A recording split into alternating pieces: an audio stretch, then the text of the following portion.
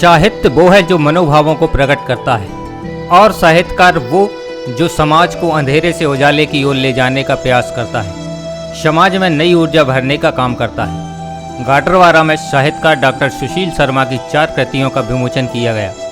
इस अवसर पर कई नामी हस्तियों ने शिरकत की, जिसमें से सबसे बड़ा नाम आशुतोष राणा था। आशुतोष राणा का अपने क्षेत्र और साहित्य से अलग लगाव रहा है। आशुतोष की लेखनी में हमेशा से ही सामाजिक मुद्दों और समाज के लिए कुछ कर दिखाने की बात साफ दिखाई पड़ती है। आशुतोष राणा ने अपने संबोधन में यह कहा, पेशे से शिक्षक डॉक्टर सुशील शर्मा एक ऐसे साहित्यकार हैं जिनकी लेखनी आदमी के मन को स्पर्श करती है और इनके साहित्य और कविता में स्थानीय संस्कृति परिवेश की झलक के साथ विषयों पर पकड़ से पाठक प्रभावित होता है।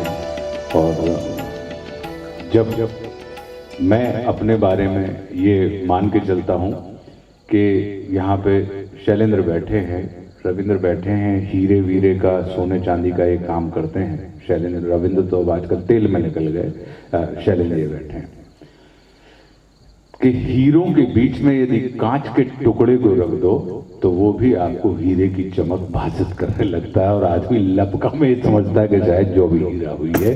तो हम ऐसे होशियार कांच के टुकड़े हैं कि हम हीरों के बीच में ठस के बैठते हैं, इसलिए हमारी स्थिति बड़ी हीरे जैसी हो जाती है।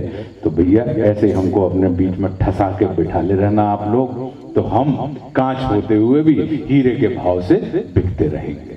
तो बहुत बहुत धन्यवाद, बहुत सारी शुभकामनाएं। आप खूब अच्छा लिखें। गीत गोविंद गीत जो जैसा कि सुशील भैया बता रहे थे, ये 4 किताबें तो आप पढ़ेंगे ही, लेकिन गीत गोविंद गीत जब इन्होंने, जैसा कि दृष्टांत में बताया उन्होंने, और जब ये पांडुलिपि उन्होंने मुझे दी और मैंने उसके 4 पन्ने शुरू के पढ़े और मुझे लगा कि जिस किस्म की चीज़, जैसा अतुल तिवारी जी के बारे में उन्होंने बात की थी। अतुल तिवारी जी वो व्यक्ति हैं जिन्होंने हे राम जैसी फिल्में लिखी हैं, गांधी जैसी फिल्म लिखी है, नेताजी सुभाष चंद्र बोस जैसी फिल्म लिखी है, इतने बड़े राइटर हैं। तो मैं उनसे कई वर्षों से कह रहा था कि यार कुछ ऐसा अतुल भैया आप लिखिए गीता के ऊपर कि जिसको मैं स्टेज के ऊपर परफॉर्म कर सकूं। और जब गोविंद गीत पढ़ी तो हमें लगा कि यार ये एक ऐसी चीज़ है जो आगे चल के, अभी इसको छपने दीजिए, लोग पढ़ें, लेकिन आगे चल के इसकी मंचीय प्रस्तुतियां निश्चित रूप से हम जैसे कुछ अभिनेताओं के द्वारा या अभिनेताओं को प्रेरित करेंगी कि लोग उनकी मंच के ऊपर प्रस्तुति करें। और राजू भैया ने उसको बहुत मन लगा के छाप भी रहे हैं। इनका मन है कि द्वितीय संस्करण जो निकले तो वो सचित्र संस्करण निकले कि हर पन्ने के ऊपर उससे संबंधित चित्र भी आपको मिलते जाएं, रंगीन चित्र, जैसा कि जो कलेक्टर्स एडिशन होता है।